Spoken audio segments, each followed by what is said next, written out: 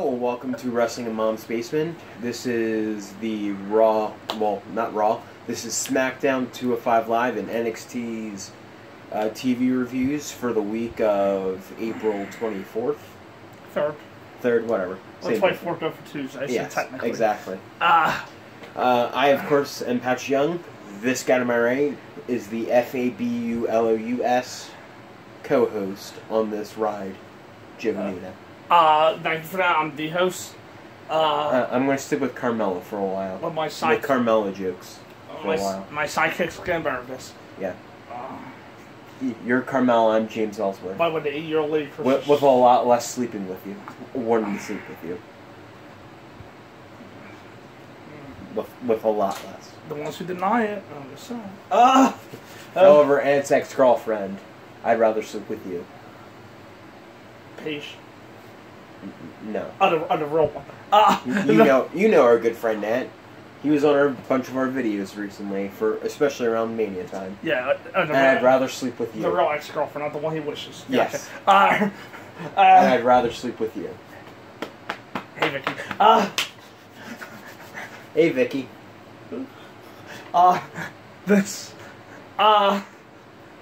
Side note, the old lady across the street from me today is a big fan of this shirt. Finn Balor. Yeah. Getting the octogenarian audience. Yeah. She's like 75, 80. And she won't. She started doing that across the street. It'd be funny if she was thrown up to Too Sweet. Yeah. And this is our SmackDown Live NXT 205 Live reviews. The Elimination Chamber 2011 review will come on Wednesday night. Some of us decide not to watch it. We'll let him slide. It was a birthday weekend, not for him. For my dad, you can say happy birthday to my father in the comments down below if you wish. Right. I'm not his father, if you're wondering. If not, he'll probably never see them, and I'll forget to tell him anyway, so. I'm not his father, if you're wondering. No, he's not my father. We are not brothers. That's a common misconception with us. Yeah, I mean... and people we actually know in daily life. He is a month older. Younger. Yes. Yeah, it would be impossible for us to be brothers. Not really.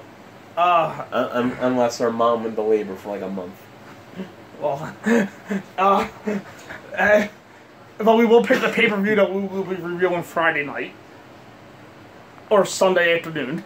Yes. Depending on when some people watch it. Or we will pick that review on tonight for currently scheduled on Friday.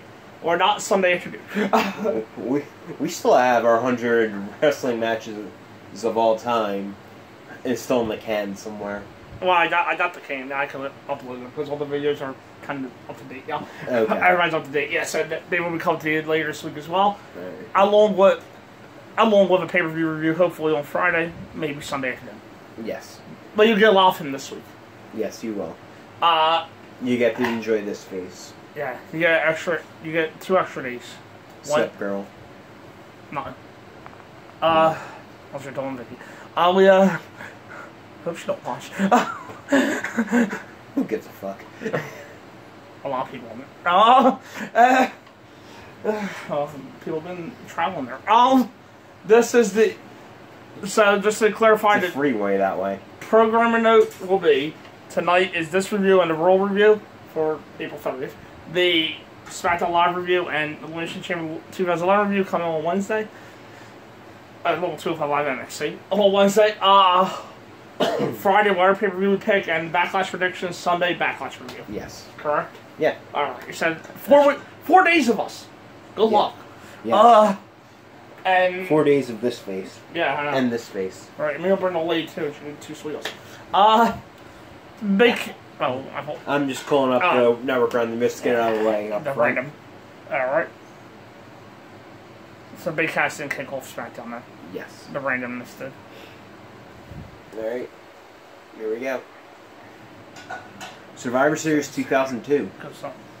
Shawn Michaels, Triple H, Rob Van Dam, Booker T. Kane, and Chris Jericho compete in the first ever Elimination Chamber for the World Heavyweight Championship. and I accidentally hit show me a different show. So And I'll do the rest of the card up on that. yeah. Alright, SmackDown kicked off with Big Cass and Miz TV. By the way, new recap format. It's going to be a recap. It's not going to be a recap. It's going to be just straight on reviews now. Thank you to 401 Wrestling for letting us use your... Well, for us using your your thank you for allowing us to steal your reviews. Yes. So, this time Big Cass kicked off invaded Miz TV. Pretty much because Dan Bryan was supposed to be the guest on the show.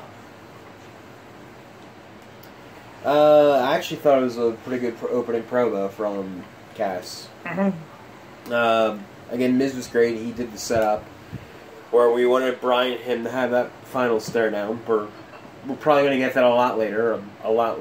And Cass came in and got the heat and ruined that movie for all of us. Right. And then he cut a hell of a heel promo. Yeah, I thought it was some excellent work from Big Cass, who I think he's returned from injury, feeling with more presence and improved my skills definitely.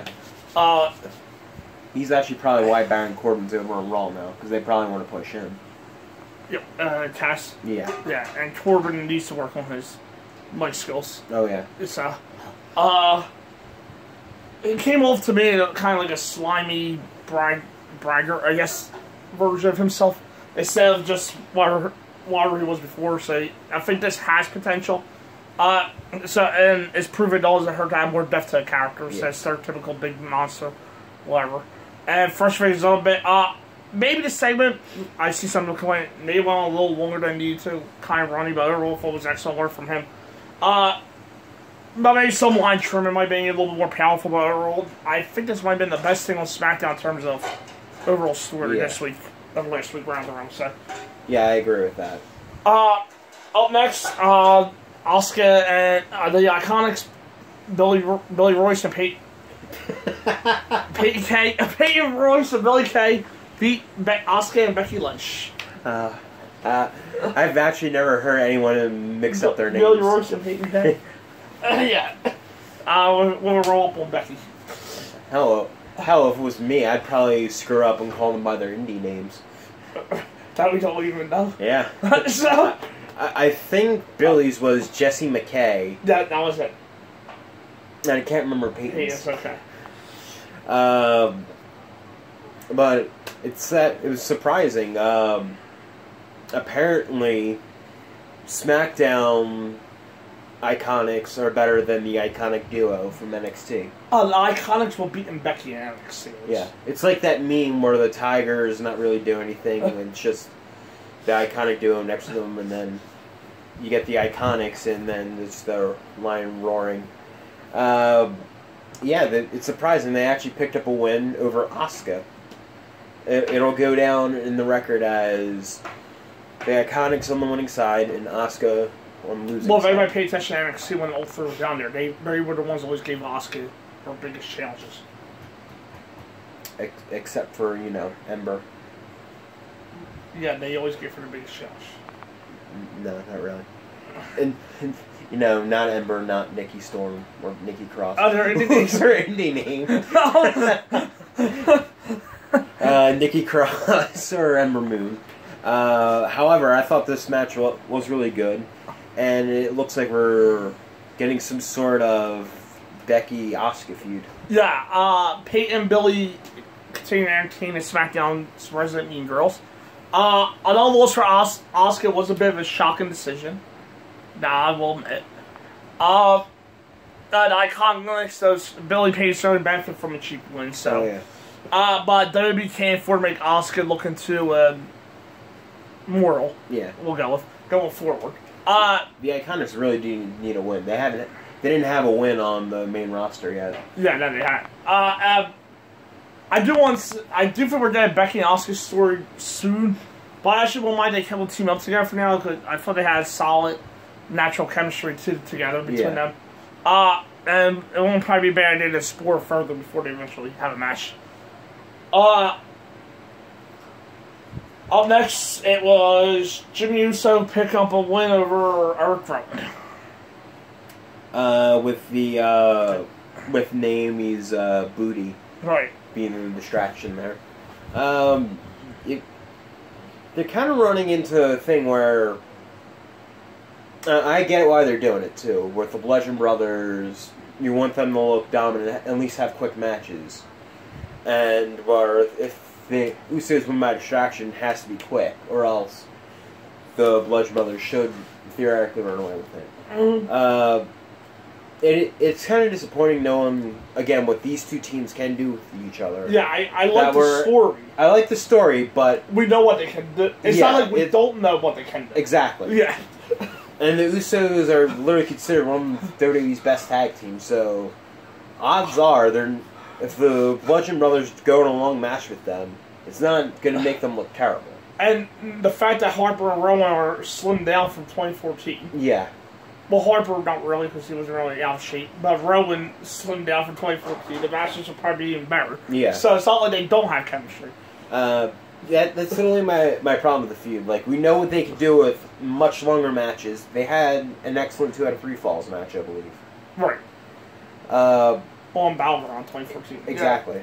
Yeah. And we keep on getting short 5-minute matches on TV. Like, I get it. They want to make the Bludgeon Brothers look dominant, but it's just sort of... Which is why I've been giving their match... I want more. Which is why I gave the WrestleMania grades for Rumble matches higher grades than they should have, because I can't fault them for booking a monster team as dominant. Yeah. The booking of the matches have been right. Yeah. It's just more so, I guess, the fan side of me that knows what they could do. And even WrestleMania with the New Day involved, too. Oh, yeah. Knowing what the Usos could do with the New Day, I'm pretty sure they could, even with like 10 minutes, could have gotten more. Exactly. Yeah. The book is perfect in terms of making the Bludgeon Brothers dominant, but I don't think even a 15-minute match will hurt them going toe-to-toe for the Usos. Exactly. It's not like they're going toe-to-toe like the Ascension or Breezango. Exactly. Yeah. If 15 minutes. Yeah. No, I do think this is a venture stuff for Sandy to take the pills for them. I think that's what's hard. Because right now, Sandy probably has a better chance of being a face team on SmackDown than heel. Yeah. The reason I say that is the Usos just got their rematch. New Day seem to be feuding with the Bar for now. So it's probably a good time for Sandy to slide into the face role. Because on the heel side, Sandy would probably be behind the Bludgeon Brothers, and depending on how long Cesaro and Sheamus say the team, the Bar. So it's, on the face side, there might be more room to play around with them. I'd say smart WWE to make use of Jimmy and Naomi. They do have a natural chemistry, unlike some robot couples that just broke up. Nikki, I love you. I love you. Even like Total Divas, their moments always seem genuine, unlike John and Nikki. Yes. It really is. John! It really is sad that Miz and Maurice knew John and Nikki better than John and Nikki, but yes. Nicole Stephanie Garcia Colas. So smart use of that. I'm not even getting into the shortness, because that's just a personal issue. Yeah. Naomi tricking them by shaking her tail feather. To be fair, if I saw her shaking her booty, I definitely would stare. Yeah, I mean, it's not even a sexual thing. It's just okay. That's impressive. Yeah, it's an odd choice, though. However, WWE has this story going with it. Distraction by booty. It's just an odd addition to that. Hey, Bludgeon Brothers have a third B. They like booty. Up next, Carmella and Charlotte had a contract signed with Charlotte lead out Carmella and Ned. I thought that it was excellent work by Carmella. She essentially took over the segment and literally just got whatever heat she did. The ex-couple separately probably had the two best promos of the night. Carmella literally just took the heat and relished in it, and even delayed a bit longer, showing the video packages, the same video package like 2 or 3 times. Yeah. Of her finally winning the SmackDown Women's title. And then Charlotte just coming out, completely, almost ignoring her, and then slamming her face into the table and flipping it over on her. It was very entertaining and excellent segment. Carmella repeating her highlights was to the point of millions, was a unique way of getting heat, generating heat. She's done well so far, champ. Flourishing as an in-your-face narcissist. So, props to her. It's kind of the run before. It's kind of the run how I see it, like how I saw the Cruiserweight should have utilized Enzo. Right. Yeah. Essentially, the Honky Tonk Man run. Carmella's better in the ring. Carmella's a lot better in the ring, and thank God for that. She's at least capable. Right. The segment was timed well. There was a new drag out. Giving Carmella the stage early, and then the final word for Charlotte was a wise approach. So just woo, smash her face on the table, and flip it over on her. Up next was Randy Orton versus Shelton Benjamin. Shelton Benjamin picked up the win after distraction of Sunil Singh and Lucha Mass attacked Jeff's knee, and then we're on RKO's Sunil. I think Shelton won with the paydirt or the T-bone for the win clean. Yeah. That surprised the hell out of me. Mm-hmm. I'm happy Shelton got a win. Yeah. Just because if you're gonna put him in the mid card, I think he's gonna need at least a solid win to solidify himself in that position, especially when he's the mid card heel that's actually debuted. Right. Yeah.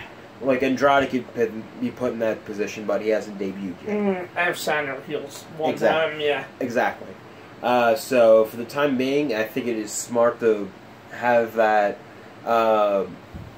To have Shelton in that place and have him get that surprise victory over Randy Orton.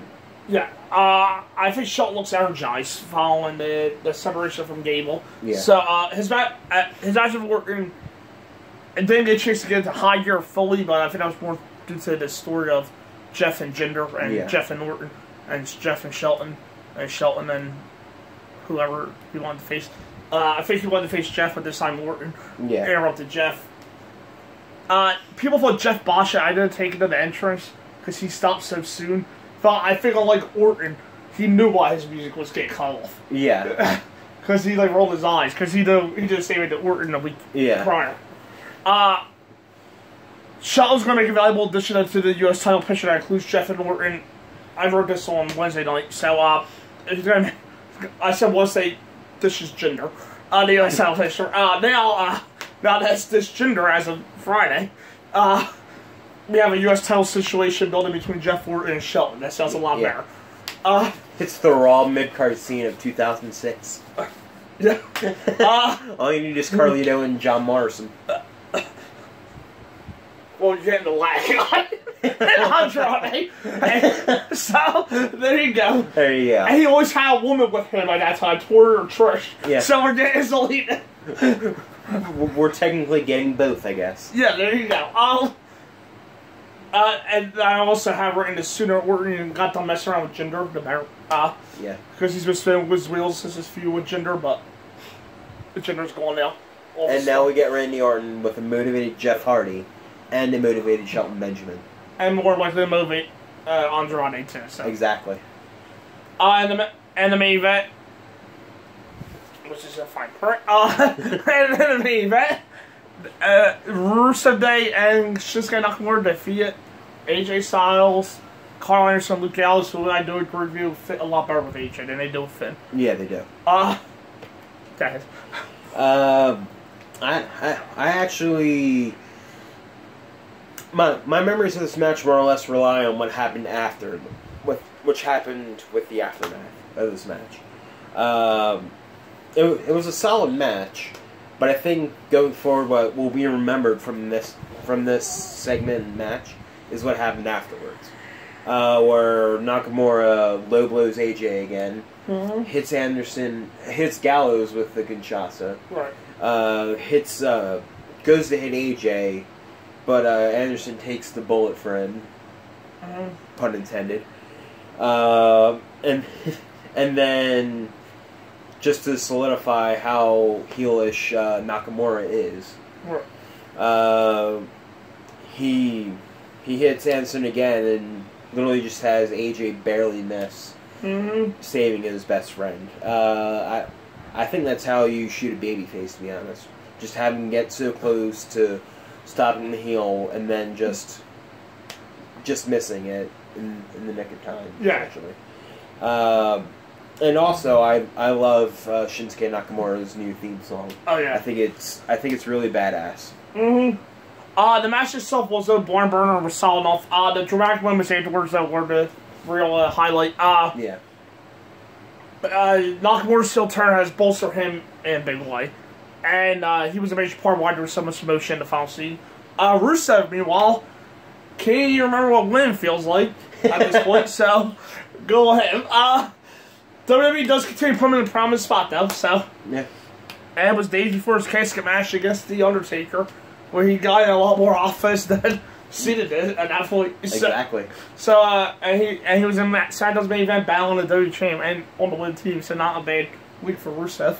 Exactly. Gallows and Anderson now moved on from AJ to Finn and back again without much to show for it, but I think this time around they can make a bigger impact alongside AJ, or potentially against AJ. Yeah. I think them with AJ is probably their safe bet. Yeah. Either way.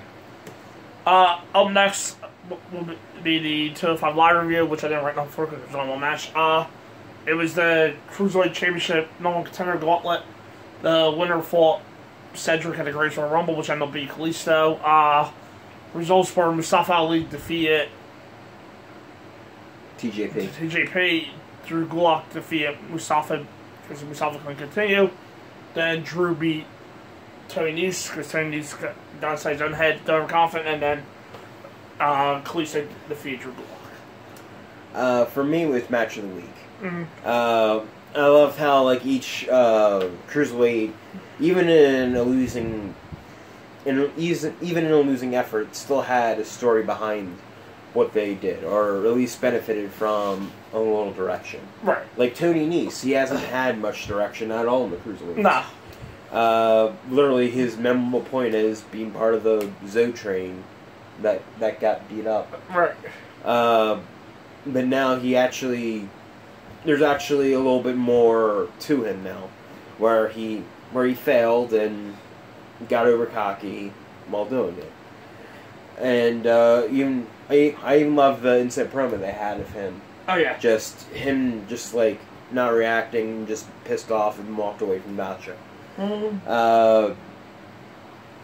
I love that Mustafa fought insanely hard and eventually got knocked out, and Drew Gulak, just being the vicious cunt he is, decides to put him in a submission while he's passed out. And I love the Kalisto had the nice little bright spurt, and even Gulak just barely lost that match too, as well. I thought it was the most solid storytelling WWE put on this week. That to me was my match of the week. Everything flows smoothly. It wasn't like your usual gauntlet match where you just get like 5 minutes, I want to say, per match. Yeah. I think it was like a 50-minute episode. I want to say each match was at least 10 minutes, or at least around. Yeah. Yeah, it was literally a one. It was kind of like a Lucha Underground feel, where they were going to do a one-match show. In that case, it was a lot like the gauntlet they had for the Elimination Chamber. Right before the Elimination Chamber. Right, yeah. With everybody in the chamber. Where Seth went like an hour and 5 minutes. 5 minutes. Right.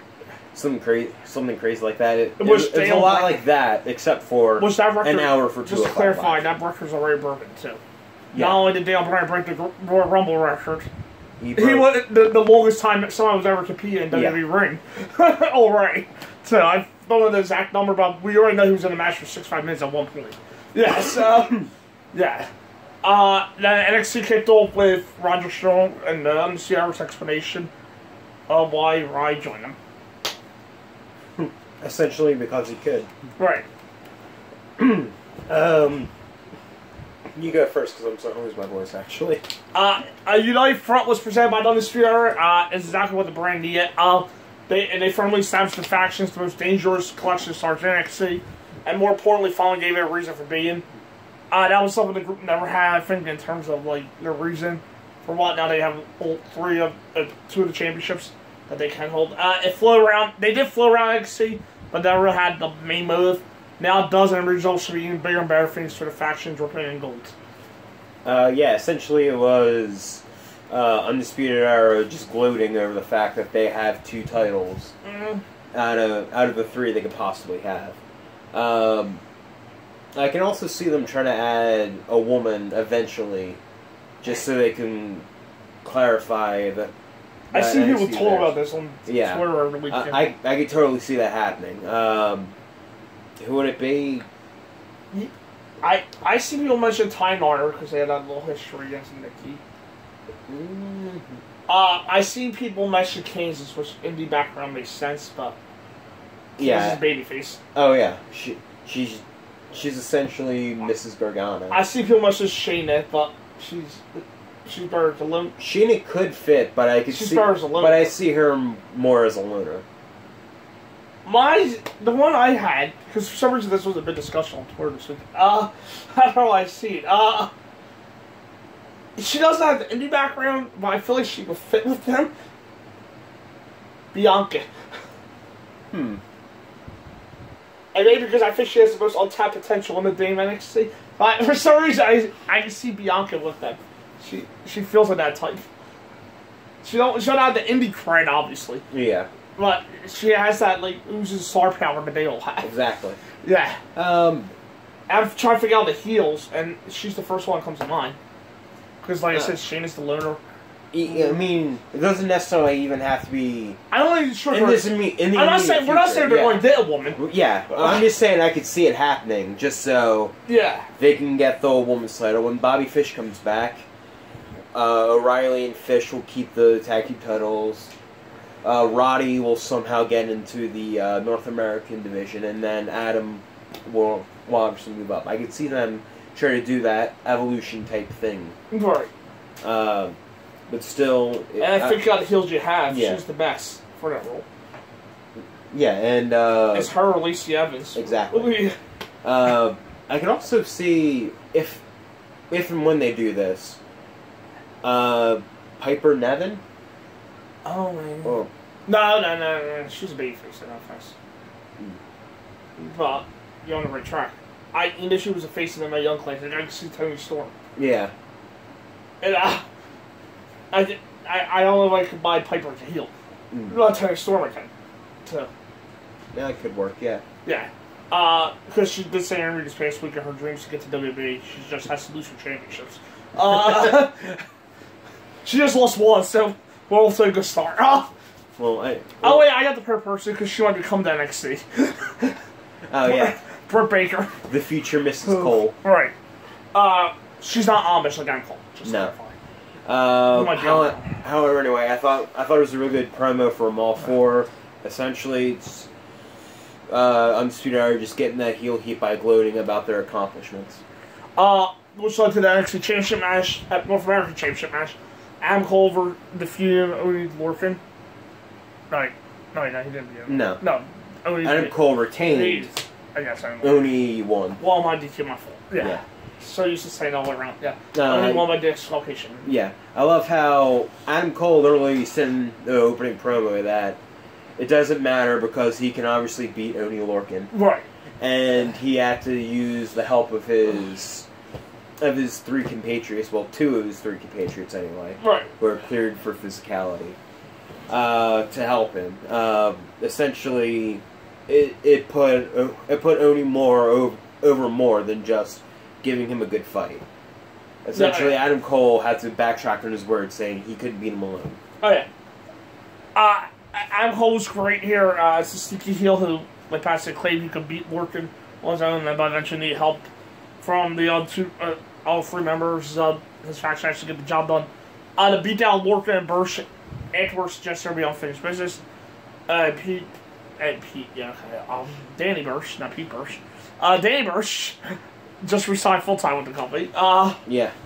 And then you factor in Pistol Pete Dunne. There you go. There's Pete Burch. Pistol Pete Dunne. And the likelihood of a stellar six-man tag team match is high. There you go. I'm not going to deny that sounds good, but I think that may just happen on an episode of NXT. Well, yeah, so it's happening at TakeOver Chicago, too. Well, because I think the big money for TakeOver Chicago would be British Strong Style versus Undisputed. Yeah, I think they confirmed that match already. Have you seen the videos promoting the United Kingdom Championship tournament? No, yeah.